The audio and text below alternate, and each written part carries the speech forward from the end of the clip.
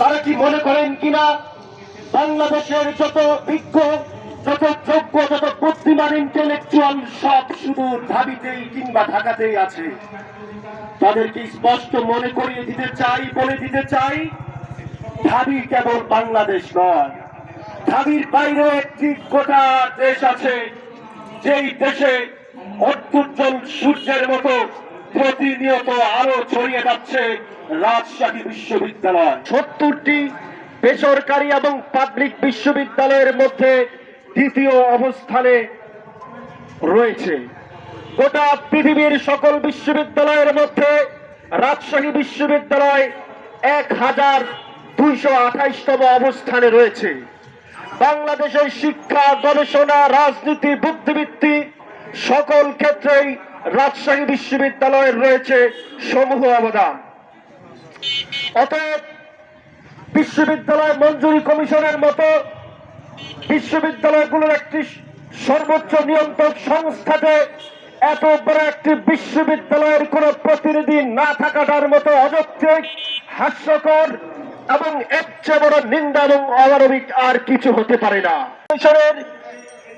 যে পাবলিক বিশ্ববিদ্যালয়গুলোর মধ্যে রাজশাহী বিশ্ববিদ্যালয়ের অবস্থান রয়েছে দ্বিতীয়তম, অথচ এর নিয়ন্ত্রক সদস্য বডিতে রাজশাহী বিশ্ববিদ্যালয়ের কোন সদস্য না থাকাটা সবচেয়ে বড় অযৌক্তিক এবং হাস্যকর।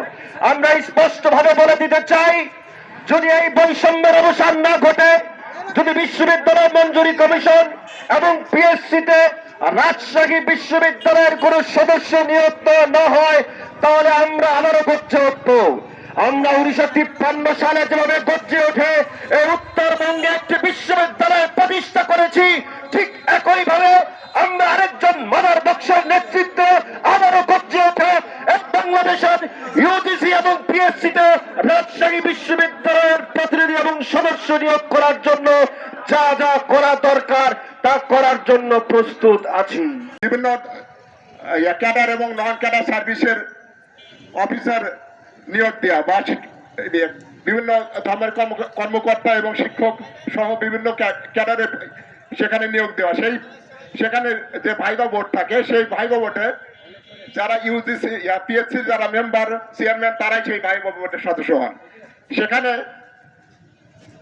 সেখানে যারা থাকেন তারা নিশ্চয়ই চেষ্টা করেন যে তাদের বিশ্ববিদ্যালয়ে যারা প্রোডাক্ট তাদের জন্য কিছুটা হলেও পক্ষে বা ফেভার করার চেষ্টা করেন।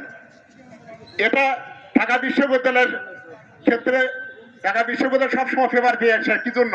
যে সেখানে ঢাকা বিশ্ববিদ্যালয় সবচেয়ে বেশি মেম্বার থাকে, এজন্য বিসিএসে দেখা যায় যে ঢাকা বিশ্ববিদ্যালয় সবচেয়ে বেশি চান্স পেয়ে থাকে। রাজশাহী বিশ্ববিদ্যালয়ের একজন মাত্র থাকে, তারপরেও একজন অন্তত থেকেও সেই প্রভাবটা বিস্তার করতে পারতেন, বা যাতে রাজশাহী বিশ্ববিদ্যালয়ের ছাত্ররা কোনো ধরনের অফিসারের শিকার না হয় বা কোনো ধরনের বৈষম্য শিকার না হয়, সেজন্য সেই মেম্বাররা তারা ওখানে থেকে সেই ভূমিকাটা রাখতে পারতেন। কিন্তু আমরা দেখতে পেলাম যে এবার সেই পিএসসিতেও একজন আমাদের ছাত্রদের সাথে সম্পূর্ণ একমত যে এই বৈষম্য চলতে পারে না।